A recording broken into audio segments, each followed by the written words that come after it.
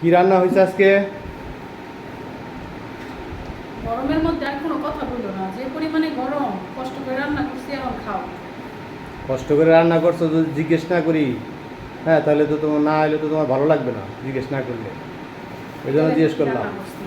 এটা হচ্ছে কলার, কলার কি বলে এটারে, আমাদের আঞ্চলিক ভাষায় বলে এটারে থুর। আর বইয়ের ভাষায় বলে কলার মোচা। কলার মোচা, কিন্তু আমাদের আঞ্চলিক ভাষায় এটারে বলে হচ্ছে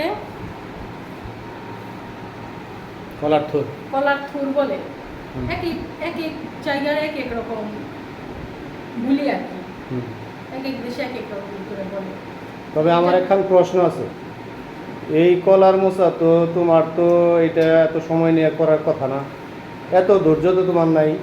এখানে তো লুকোচুরির করারও তো কিছু নাই। কে কে করছে এটা বলো তো, সত্যি কথা বলো তো।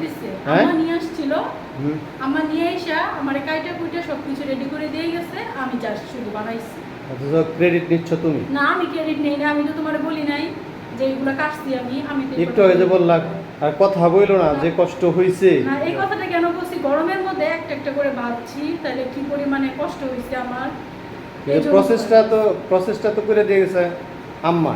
ঠিক আছে, উনি করে দিছে, কিন্তু আসল কাজটাই হলো এই কলার মোচাটা প্রসেস করা, মানে কাটা।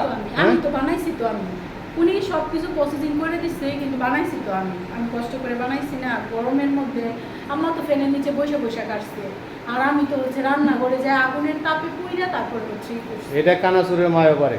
আচ্ছা, তুমি তাহলে একদিন করে দেখাইও কিরকম পারো। আমি কথা না বলে আসো, খাইয়া নাও।